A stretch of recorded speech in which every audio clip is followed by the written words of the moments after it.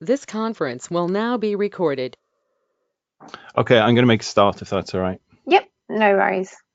Okay, thank you. Hello, everyone who's joined me.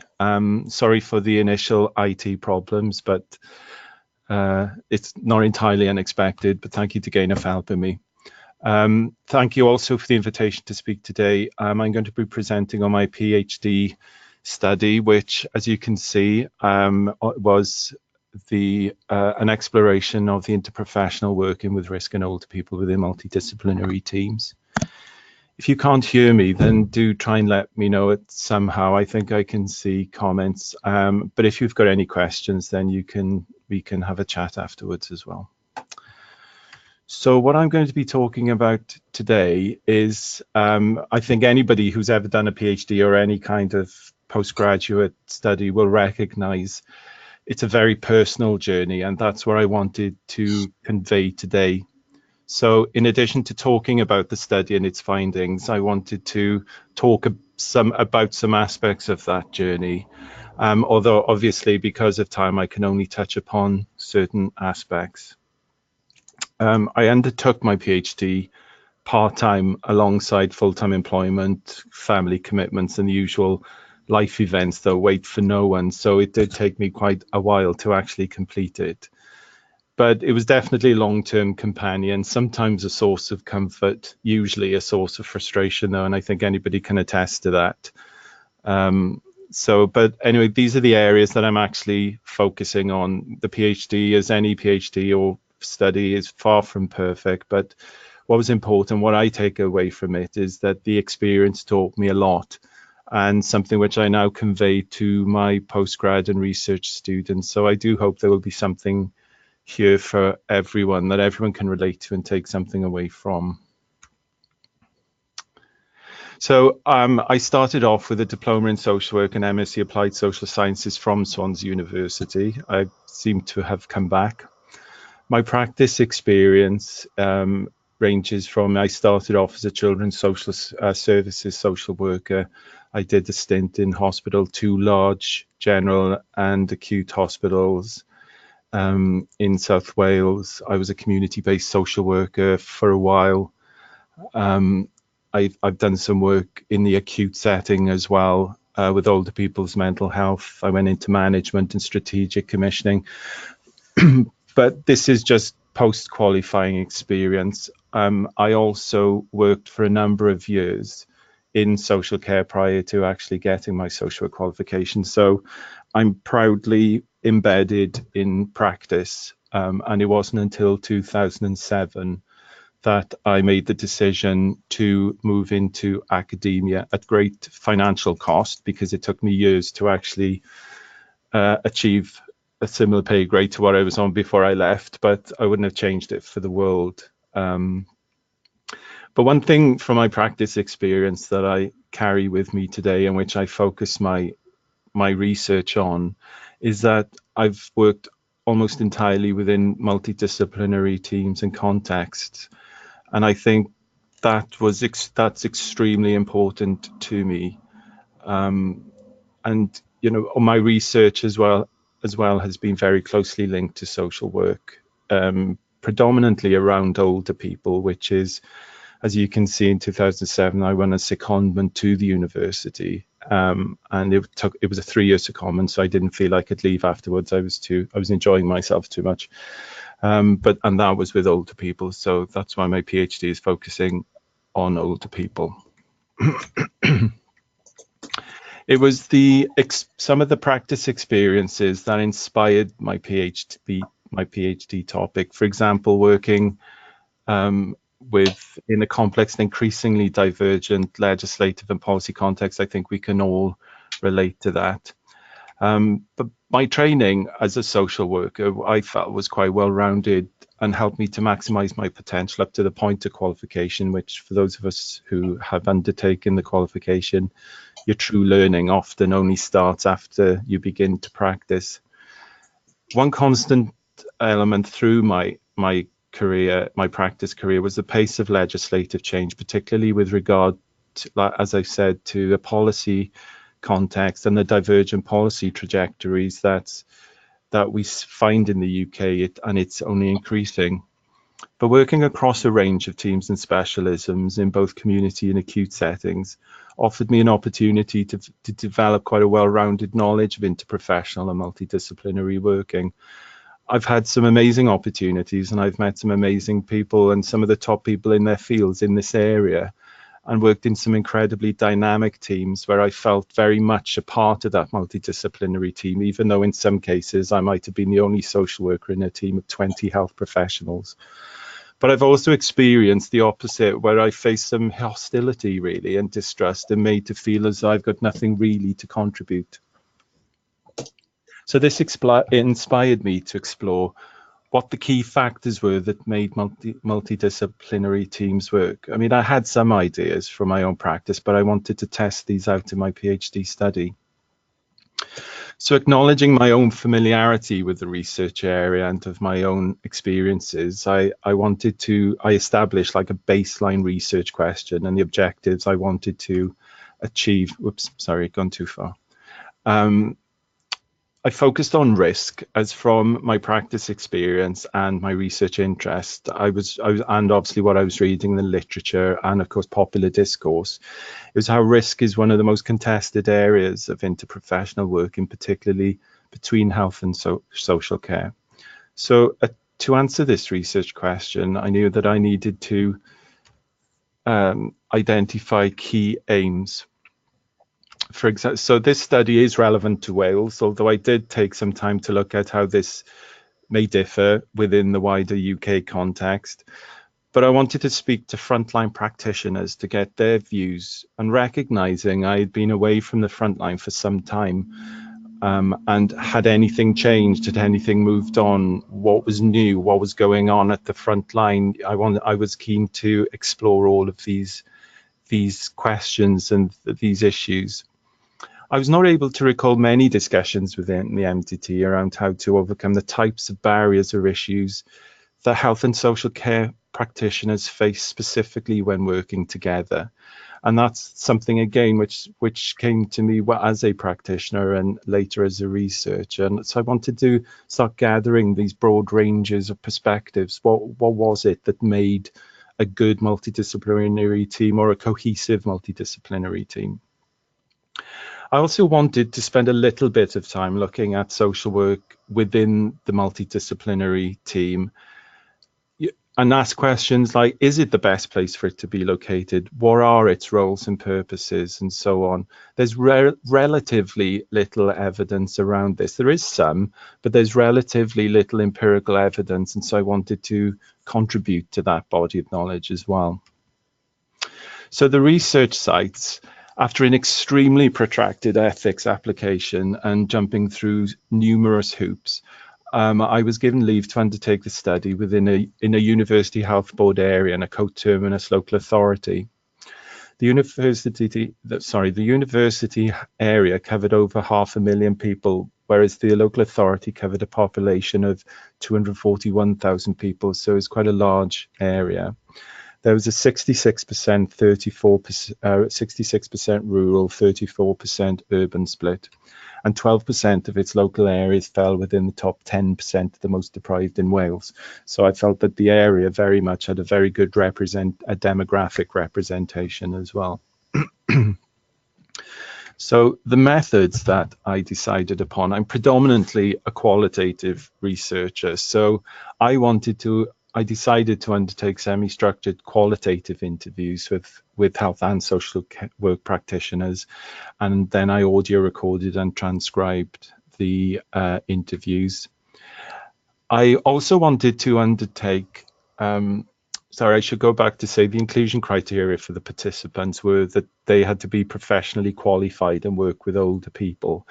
I decided not to. I've always valued the input of social care workers who may not hold a professional qualification, but typically it's the qualified staff, particularly in health and with social work, that they have the complex cases. So I really wanted to get more towards, sorry if you heard that, I wanted to get more towards the complex end of things. I opted to observe multidisciplinary team meetings.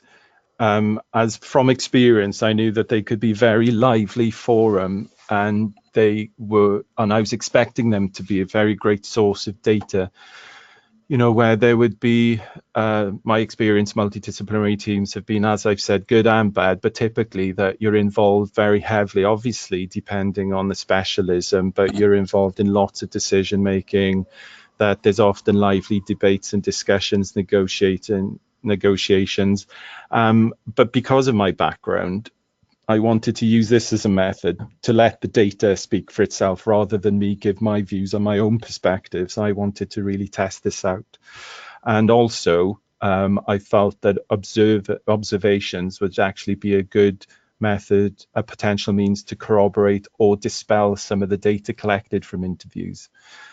Initially, when I piloted the study, I asked practitioners, health and social care practitioners in advance to think about a particular example of practice that was involving risk, older people, and multidisciplinary working.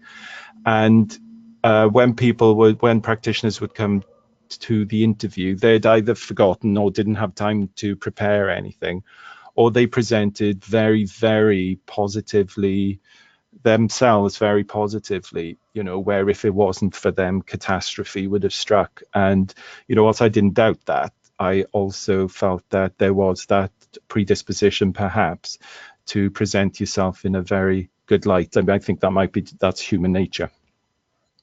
So I wanted to kind of mitigate for those factors. And subsequently, when I updated the methods, I took some of that out and decided on a more sort of base questions, but then allowing that free-flowing discussion and for questions to be asked, etc. And more of a discussion, which worked out fairly well. So the sample size, basically, I ended up observing 4 multidisciplinary team meetings. The sample size itself, I managed to complete 23 interviews. As you see, the general split between health and social care was relatively even. There was 10 social workers, 13 health practitioners. However, when you drill down into the sample, you can see such a wide range of health and medical practitioners that participated, and which I did recognize as a limitation, but because social workers are social workers. Yes, there are specialisms, but actually specialisms that you might find within the multidisciplinary team are quite large. I would have liked overall greater numbers, but got to the point where after exhausting all available recruitment methods, I had to move on and concentrate on analysis. And there were certain issues I encountered along the way, which actually limited the sample size as well, which I'll go on to discuss now. So I've alluded to some of the limitations of the study already, but I thought it useful to quickly reflect on some of those early pitfalls I encountered. For example, researching in a familiar setting, I was very much aware that I came to my PhD study with quite a lot of knowledge, thinking about my own experiences, what irked me about certain experiences, what I liked about certain experiences, and of course, taking into account that I might approach a situation very differently to how someone else might. So I was very much aware of my bias really in researching a familiar setting. I assumed that my insider status would remain intact, even though that, especially where I was actually, some participants turned out to be ex-colleagues and quite well-known acquaintances of mine. Now, initially, I assumed accurately in many cases that it would all would be to my advantage, particularly in terms of encouraging practitioners who might not normally engage in research, and some people, because we'd worked together and we'd worked well together, trusted me and were happy to get involved. However, for some people it had quite the opposite effect, and I'll come on to that shortly. But I generally felt a sense as well of that it was quite difficult to engage some professionals in research, particularly, for example, social work practitioners. I found them quite reluctant to want to engage in research. And when they did, sometimes people did engage in the research because they thought, oh, well, I know the researcher, perhaps. They weren't really giving me much, or they weren't taking the opportunity I'd given them to be honest, and, you know, no holds barred sort of idea about what had they done, what they could do better. They were very wary, really, and thinking about my insider outsider status, were how I'd moved away from that person of trust, if you like, to, oh, well, you've gone into research, or what are you going to do with this information, who's going to see it. There was some major issues as well with gatekeeping. For example, I'd spent a long time setting up observations of multidisciplinary team meetings in a very large surgically based hospital, you know, hospital with particular specialism and for surgery, etc. Well, all hospitals would do it. I think you know what I mean. It wasn't general medicine, but and it was actually a hospital where I'd worked previously, and I knew that the broad range of work and the depth of work and the way multidisciplinary teams worked. And I'd assumed that their erstwhile colleagues would be very happy to see me come back and sit in, and I couldn't have been more wrong. In fact, in one case, the social worker said, either you leave or I do. And of course, you know, and I was in spite of setting the groundwork and actually leading up to it, and obviously meeting the teams and explaining my research. What I hadn't realized was this particular individual hadn't been at the meetings, and so I had just assumed wrongly that she'd be fine with it anyway. So that was a large learning curve, because I basically had to abandon the research site because I felt that me being there would impede the actual business of the multidisciplinary team. So I had to withdraw, and that added at least 12 to 15 months on to, because I had to find new recruitment sites. And yeah, it was a painful lesson. I've said about having, right, yeah, sorry. So yeah, having to abandon the MTT, I was then only able to recruit 2 other multidisciplinary teams now, but they were actually part of a very similar specialism and a very and an area where they were both very well established and cohesive, but due to the nature of the specialism, the support needs were very, very high. Don't know whether the right, okay, I pressed something in, sorry if you saw the okay. So analysis, so I opted for a pretty straightforward content analysis. I used the methodological framework underpinned by the Ritchie and Spencer's framework approach, which has been used in multidisciplinary research before. I felt it was suitable for thematic and qualitative content analysis. It allowed key themes to be developed across the data set whilst being systematically reduced. It sat nicely along the deductive inductive continuum, so you could you know, it allowed for investigation of prior creation of new themes, etc. So for me, it worked very well. And then I entered the data into NVivo 9 for code and indexing purposes. So this is pretty much what I ended up with. There were 3 broad themes that I categorized. The first was around policy, perhaps unsurprisingly, but I saw the data. There was data there that related directly into directly or indirectly to the legislative and policy context. And I felt it was really important because this was actually governed and influenced the way in which health and social care practitioners worked, and particularly with risk and older people. So there was data which fitted quite well under that theme. The second theme was about the process. Now, this was about the data that related to how practitioners work together now across those structural, cultural, and ideological boundaries within the multidisciplinary team. So I'm coming from the perspective here of like the health versus the social versus medical model. So it was about, well, you know, how is it that health and social care practitioners make that work and occupy that space? The final theme, personalities, I struggled to articulate what I was seeing in the data, and I came up with personalities. And it was about the individual's attributes, their attitudes, behaviors, their motivations and perspectives, the types of things that make us who we are and influence the way we work with others and how other people work with us. And I arrived at this really after drawing on the work of like Suter and Keeping, who actually I used their work to define the personalities in terms of their knowledge, attitudes, and relational skills in this way. So those are basically those three themes which I came up with. Okay, so conceptualizing it, initially I thought, right, I need to get this in pictorial form because I like looking at pictures. So I thought, well, okay, initially I was thinking, okay, well, you can very much see policy is at the top of the tree. It's a top down, it cascades down, it identifies, it sort of sets the scene for the process of multidisciplinary working. And then underneath you would have the personalities of health and social care practitioners operationalizing the process of multidisciplinary working.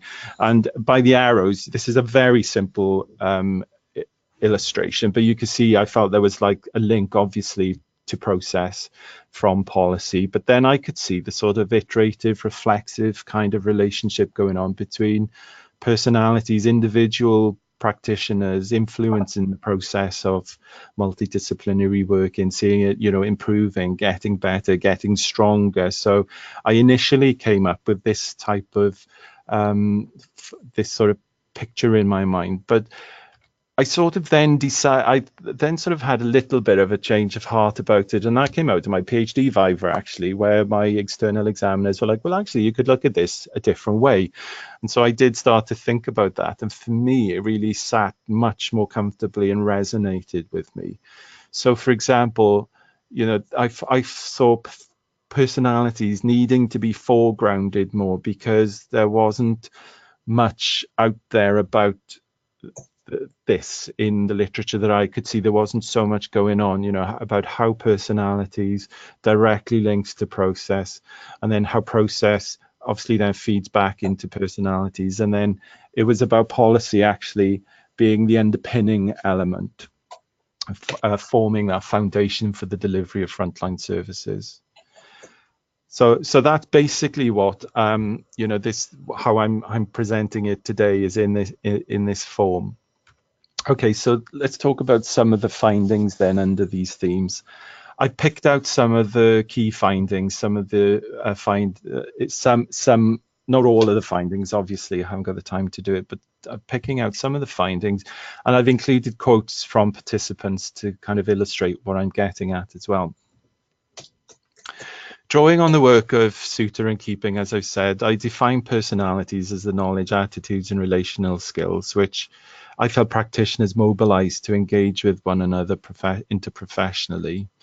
For me, practitioner personalities, they were really important tools for interprofessional working, and something which, as I've said, practitioners mobilized and to function well, and they were quite sort of closely linked to practitioner identity as well.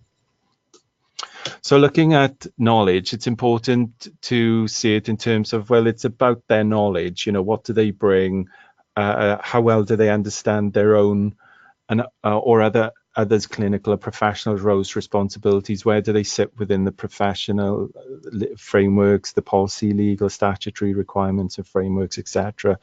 But importantly, it's about wanting to learn, being open to learn, and acquiring new knowledge from one another, and not so much approaching multidisciplinary or interprofessional working as I know more than you do kind of thing, even though, you know, they all do, but in different areas.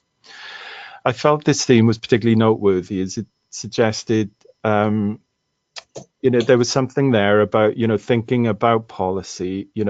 I initially thought, well, what does policy say about this? What does policy and legislation, what does it say? How does it say how we should work together, how we should treat each other? What do we do? And actually it doesn't. So, it was very much coming from that space, really. And certainly not how to achieve effective interprofessional working. There's been quite significant legislative reform in Wales and in England, but in Wales we've had the Social Services and Wellbeing Wales Act, and it very much, for some time as well, we've had policy and practice guidance which really underlines the importance of relationships. But it does tend to leave out the bit about between professionals and practitioners, and so that's what I wanted to look at. So the next bit is about attitudes, and this is about, again, willingness to acknowledge, accept and value the contribution of others. It's about enacting a moral stance. It's pretty much about how you present yourself to others, how you make other people feel around you in a professional sense, your motivations. And I thought it was interesting when participants spoke about their moral obligation to work together, and it sort of reflected the solemnity, really, that they ascribed to what they were trying to achieve. And I thought it was interesting, this quote from the occupational therapist who was saying about that human focus towards care. I am a human being interacting with another. What gives me the right to decide what happens? And it's not about me coming to the rescue, but saying we've all got to work together, build each other's confidence and take, in her words, clinically reasoned risk. I thought that was quite a powerful kind of quote and way of putting it. In terms of relational skills, this is about how practitioners enacted their attitudes and those behaviors and motivations, how to negotiate and manage disagreements, but importantly about how to disagree well with one another whilst ensuring that you're maintaining a positive relationship. And it was about understanding the pressures on one another, but again, being confident and assertive when required, but flexible and amenable when necessary. Particularly around being patient with one another, earning trust and earning respect. And as this social work practitioner said, it's about those developing relationships, which can be really hard sometimes, particularly if with high changeover. And that, this particular social worker was talking about the rotation of staff on the ward, but actually if you think about in social work and other professions where there's quite a lot of attrition or there's quite a lot of changeover and people move on, so there's that element as well. I found it quite interesting. Well, I was pleased to see in the data as well, but I found it interesting when practitioners were talking about how unaccustomed they were to working interprofessionally across health and social care. And this was kind of linked towards them.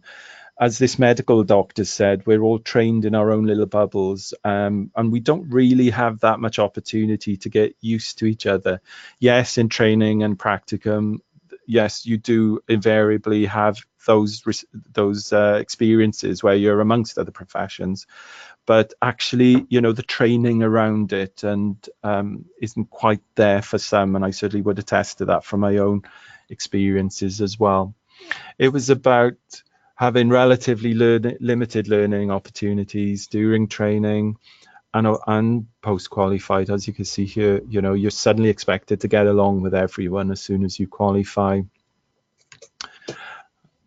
And about then, struggling with establishing those boundaries, and importantly, the initial concern about how to manage disagreements, particularly in multidisciplinary team meetings, where typically, with professional hierarchies, perhaps, and power and status, you would see, say, the consultant or the clinical staff having far more authority over others, although I do know that's changing, but still there is still those perceptions there.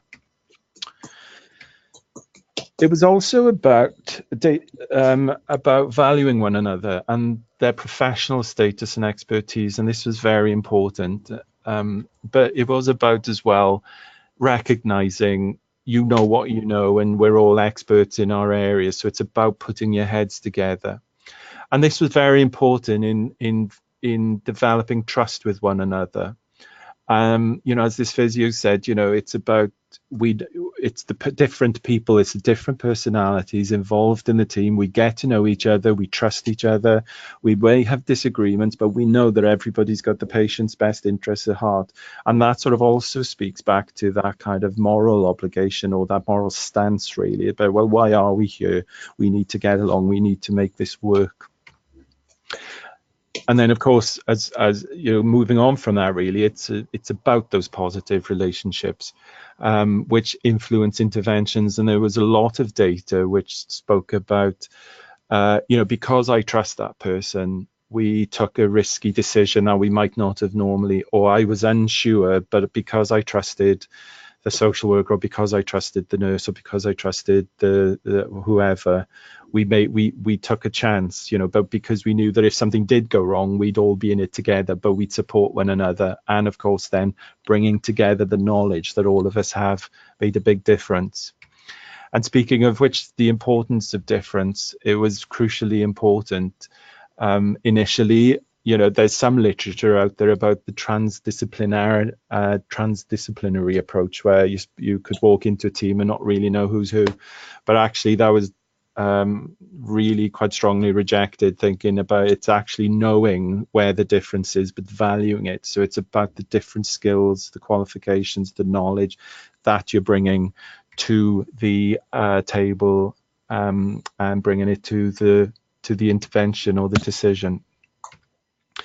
I mean, for social work practitioners, they spoke about facing this initial distrust from other professions within the MDT.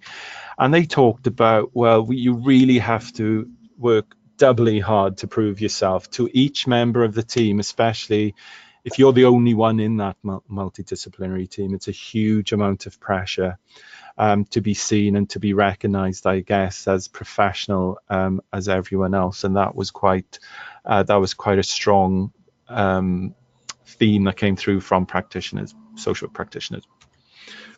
So moving on to the second theme, which would be process.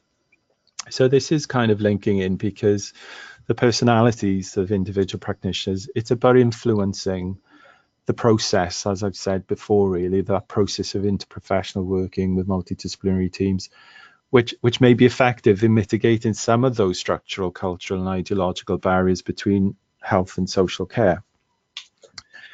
I've defined process within the study as that sort of series of actions or steps that practitioners may employ to work interprofessionally. And within the process of interprofessional working and multidisciplinary working, there were many, many different processes, macro and micro, at play with regard to identifying, assessing risk, exercising professional judgment, and of course, negotiating these boundaries that exist. I found they were very complex, so I've tried my best to make sense of them. But so here's some of the data that supports that theme. In terms of risk, which, as I've explained, I focused on, used as part of the focus of the study, it wasn't really often explicitly discussed with the MDT. As this physio says, risk isn't always explicitly mentioned, but and they wondered whether we're just getting better at articulating it. But I think it was more about different professions actually identify and assess different risks in different ways. And as this social worker said, well, it's quite implicit in a lot of our work, but it is such a broad term. We've all got different definitions of risk, and not to mention tolerances to it as well. But what was most important was the practitioners recognized the importance of being open and honest about managing different perspectives of risk. And as this occupational therapist said, well, it's something we do debate quite a lot because of those different concepts of risk. And of course, a nurse said, well, we see it from our own perspective. But that's good, because the MDT, the multidisciplinary team, is a great time to come together and see it from one another's perspectives. And again, going back to the personalities of individual practitioners and those relationships, I saw in the data spoke to about being the relationships between practitioners being a catalyst, if you like, for having these open and honest discussions when negotiating these different perspectives around risk. And of course, then it's really important to think about trust as well. You've got to trust each other, as I've alluded to previously. The process, it relies very heavily on trust. It also entailed that finding that common ground rather than who knows more, who knows best, or asserting that dominant ideology is very much about putting that to a side and actually thinking, well, okay, where's the common ground? What can we agree on? And the freedom and opportunity to exercise professional judgment in many ways depended on that as well, because it takes a lot of confidence individually, and I'm speaking from all perspectives really, and both health and social care practitioners spoke about the importance of being able to freely exercise it and say, well, actually I'm thinking this, and actually put different ideas forward. Health practitioners appeared more confident in actually using professional judgment than social work practitioners. And in some ways, I wasn't terribly surprised to find this. But, I felt that it could be linked to some of the issues that social work, has in terms of it being contested as a legitimate profession. For example, in the two multidisciplinary teams I observed, as I've said, really, due to the high medical needs of the patients, the social worker had fairly limited, sort of almost a cursory role, really. So I didn't see them engage very much with the discussions around the multidisciplinary team. But from my own experience and from the literature, in certain specialisms, certain contexts, a social worker would have more to do. It did seem, though, from what I've seen and speaking to social workers, they were generally more reticent to express their professional judgment. I've spoken about the contested nature of social work, but what was really potent was their fear of litigation and of not being sure how much their manager would actually support them if something went wrong. A number of practitioners referred particularly to high-profile risk failings. You're looking at baby P, you're looking at, other catastrophic risk failings that have hit the media, and the fallout for social workers has been enormous, even though other professions were implicated as well.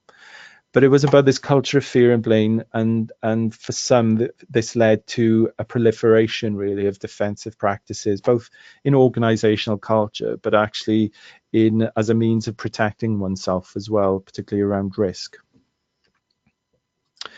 So what I saw emerging was that in terms of managing the different perspectives and those ideologies and the fear around risk, it was noted how sometimes the multidisciplinary team would modify the language and descriptors, and they'd shift away from talking about risk, because we've seen already that some practitioners said, well, we don't actually use the word risk that often, but we allude to it. But what was actually used a lot was the term safety. And this almost could be seen as a form of currency and language within the multidisciplinary team. So this sort of change shifted the focus away from those areas where there was quite sort of embedded structural differences to that more universally regarded, positively regarded concept of safety. And it did appear that this juxtaposition of risk and safety gave practitioners the space, the room to maneuver away from ideological conflict. But it is important to say that it's certainly not suggesting health and social care practitioners could also agree on what was safe, but it was akin to establishing that mutually desired outcome. Okay, what is it we both want to achieve here, rather than arguing, well, I think risk is this, I think risk is that, because for some professionals and practitioners, their consideration of risk would stop at the front door of the hospital, and then what happens after that is someone else's issue. And then others would actually think you've got to think about lots of different risks, the risks at home, risks to this, risks to that. So it is about safety, but in terms of what's the safest option, what's the best option for the individual as well. Okay, so moving on now to the final theme of policy. So this encompassed the findings that related either directly or indirectly to the legislative and policy context. that governed and influenced into professional work with risk in older people. As we know, there's an increasingly divergent policy context in the UK. Typically, social work practitioners appeared far more knowledgeable and confident and comfortable in discussing legislation and policy. It's perhaps unsurprising given the nature of the social work role, and since everything a social worker does has its roots in an act of parliament.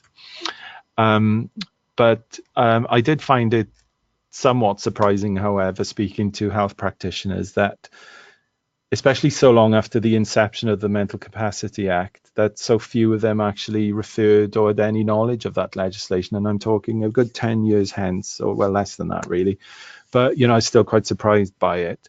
But so some of the key findings that were to emerge with regard to policy was around how practitioners generally felt policy was quite disconnected from the realities of frontline practice. And because of austerity policies, cost reduction, finite resource management was a major priority. And for some, this led to, again, proliferation of risk-averse organizational cultures that were going pretty much unchecked. And it was interesting when practitioners said, well, actually, I see people like policymakers as a threat. And I thought that was quite a powerful statement that they were making and really underscored that disconnect that they felt. I'll return to that in a bit as well. So looking at the disconnect between policy and practice, it was around, as I've said, that perception, there was a greater focus on money, on resources, on austerity policies for some time now that really curtailed budgets and what health and social care organizations could do. And practitioners strongly felt that, you know, what was happening in practice, what they were being told to do, or the framework around, you know, it was all about, well, as you know, it can't cost any money. And there was a lot of discussions around, well, some legislative reforms and policy developments was about shifting the focus.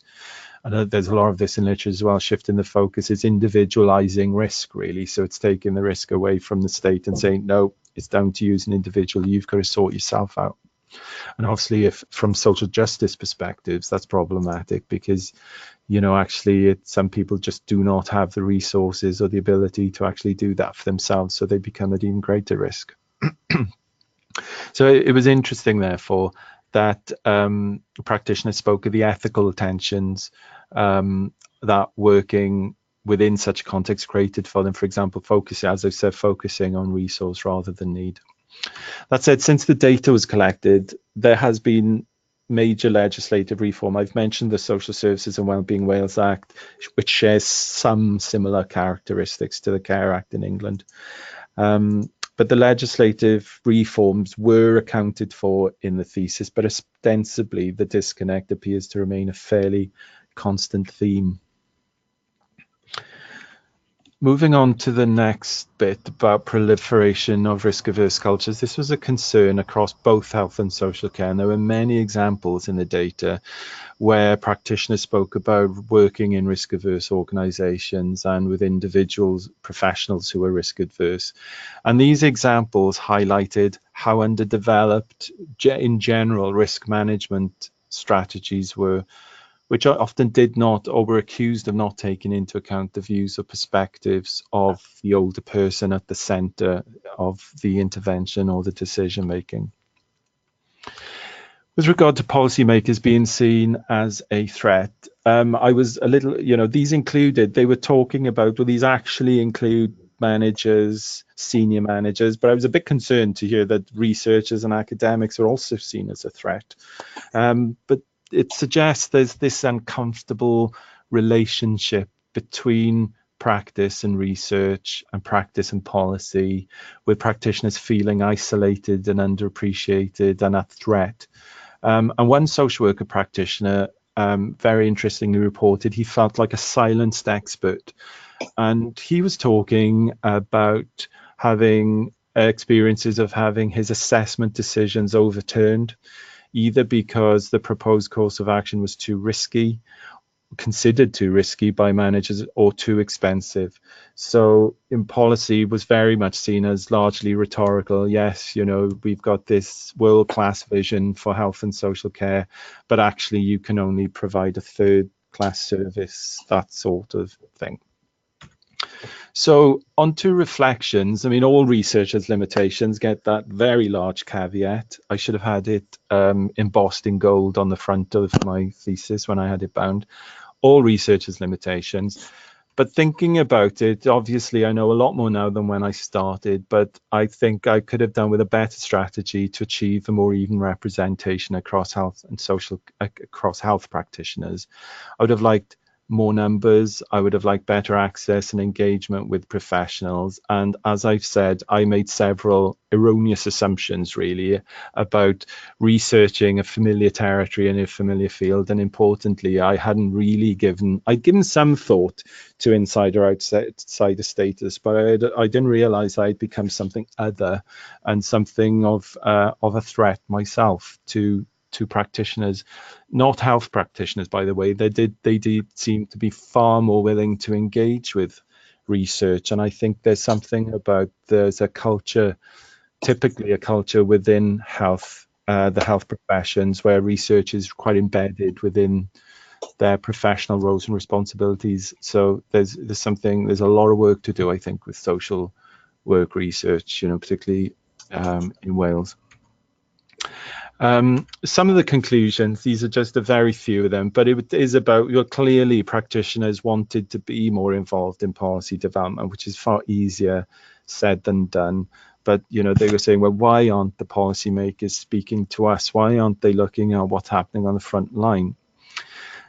Needs to be a clearer model for interprofessional working, particularly around risk and older people. Multidisciplinary teams tended to be established quite ad hoc. Not that actually in reflection that would have added anything, but because it depends on the specialism on the area. But there just needs to be something more around, well, what makes a good interprofessional team, rather than just a collection of different professionals. It actually goes much deeper than that. There's something around better pedagogy and into educational interventions around the complexities of interprofessional working for both health and social care, and practitioners both pre and post qualification. And importantly, the hawk-eyed amongst you might have seen that I didn't actually interview any older people, and that was a huge limitation to the study. But unfortunately, there was an issue with timing. But we need to see what older people, the carers, those who use services, what they say about interprofessional working. And of course, then that would lead to better co-productive approaches to working with risk in older people, and particularly around that deeper understanding of rights-based practice. So that's pretty much it. Here are the references. This is just some of the references, predominantly around the personalities bit. I've got hundreds and hundreds of others if anybody wants any information. Oh Lord, hang on. Let me just get through this. And then thank you very much for your time. So if you've got any questions, I would be very happy to answer them, as long as they're not hard questions.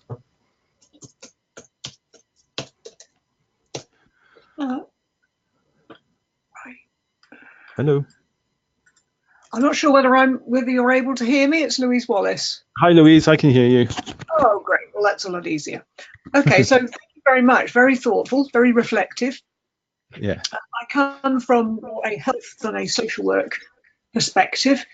I did wonder how much the issue of the fear of regulation, as in fitness to practice, was an issue for any of the practitioners you were interviewing, and whether, holding on to that, whether they also felt that the employer would not necessarily protect them if a fitness for practice issue was raised. Yeah, that definitely featured in their concerns, and I think when they talked about fear of censure or fear of having something done to them, it was about yes, fitness to practice through Social Care Wales, although actually there was some discussion around how Social Care Wales the regulator tended to be quite, what can I say? What's the word? They'd sort of pick on certain issues and let rather large issues pass by. So they were a bit confused about, well, and I think that led to that uncertainty about, well, what's going to happen if I do this? Is Social Care Wales going to come after me because they've gone after so and so for this, which doesn't seem that bad, So there was that uncertainty, but they were mainly in fear about being sued. And that was not just them personally, but that was being fed down from management, really, about, look, the local authority doesn't want to be sued over this because litigation is going through the roof, particularly around continuing healthcare and risk failing. So, they were very much aware of those threats against them. Okay, just following on from that, you did interview healthcare staff. So was there any difference in their view, because they have different regulators? They do. Now, interestingly, and I should have put this in there, the health professionals, and I think this was around where I was saying they actually were more willing to exercise professional judgment. I saw a link there with them being actually feeling more protected because they were part of a much bigger organization with much deeper roots in some ways, and the kudos, if you like, attached to clinical decision making, they felt much more protected, and that came through, I think, in those discussions, whereas social workers and social care, social work practitioners didn't have that security. Mm-hmm. Thank you. Thank you.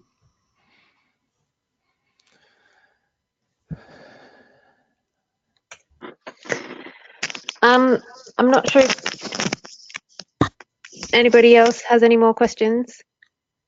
My other question will always be, which you do with PhDs, is, are you going to publish? I am. I have drafts with my professor as we speak.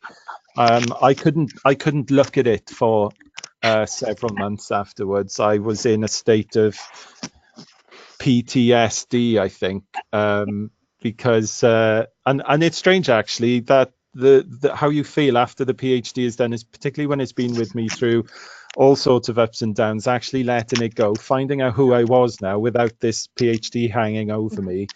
And yeah, it was just, and it's something a couple of my colleagues actually share with me who are either newly postdoc or about to submit. That sort of period of no man's land, really. So it's like I'm trying to find out who I am, me as a researcher, me as a postdoc, but certainly I'm ready to publish it, and I'm really enjoying getting back into it. And this has been a great opportunity for me to really dive back in, actually. So yes, I hope you will see some publications soon. Well, please do, because I think it's very well worth publishing. Thank you very much. That's really good to hear.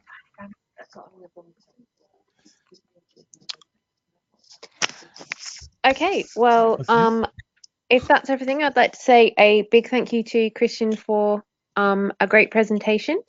Thank you very much. Yeah, it's great. Thanks very much. Thanks. And yeah, thank you for everyone who attended, and I'm sure we'll be seeing a lot more of Christian. Okay, thanks Great. very much, everyone. Thank you. Thanks. Bye. Okay. Bye. Bye.